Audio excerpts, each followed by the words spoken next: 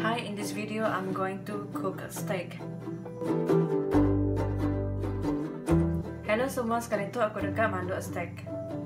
First, dry up the steak, the meat. I thaw it for quite some times already. Terubah ya, rangkai ke steak. Tu dari keluar aku hari di ais.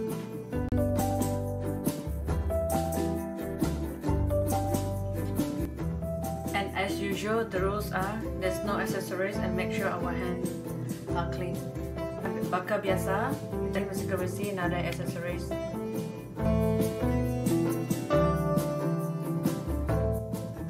Then sprinkle some salt. Masuk ke garam. One hand handling the meat, another one handle the ingredients. Jaris pihak bagai daging, jaris pihak bagai bahan.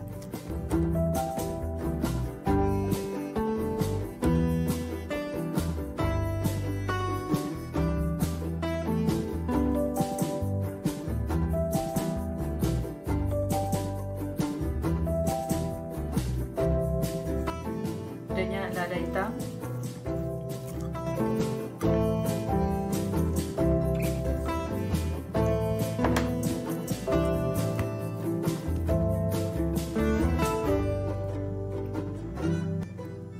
next a little bit of just few drops of olive oil,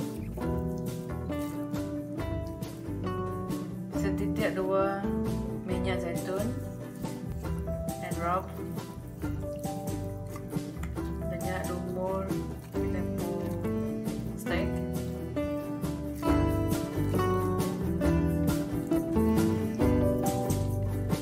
And let it rest for 10 minutes like that to absorb the salt, pepper and olive oil. Like kaya 10 minit makanya tu dia buat kau dia menyerap garam, lada hitam, kau minyak zaitun.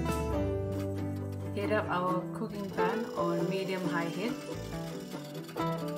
Panaskan kuali atau ke pan, cooking pan. Guna api sederhana besar.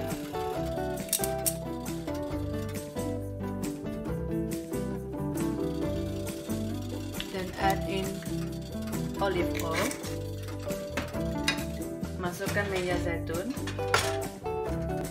Put the steak inside.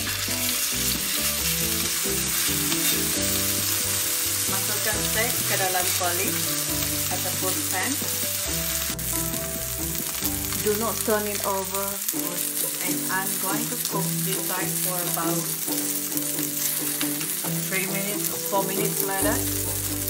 Anda ngelihat dia, pada satu bahagian 3 ataupun 4 minit makanya, udahnya baru ngelihat dia. I'm adding in garlic and rosemary. Masukkan garlic now rosemary. Now I'm going to turn it over. Habis kita lihat dia. I'm going to add another rosemary also. Rosemary baru rata dia.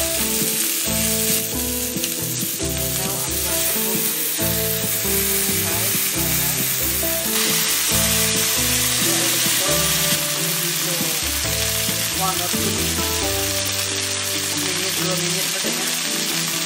And turn to the other side.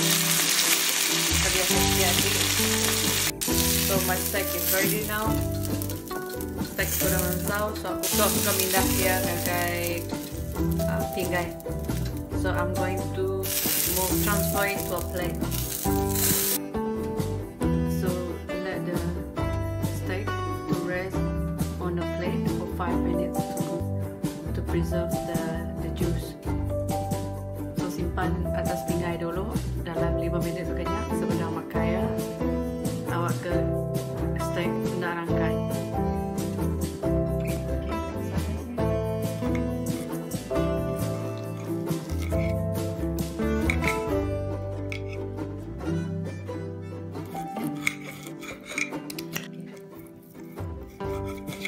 Goûtons à la viande. C'est bon? Délicieux.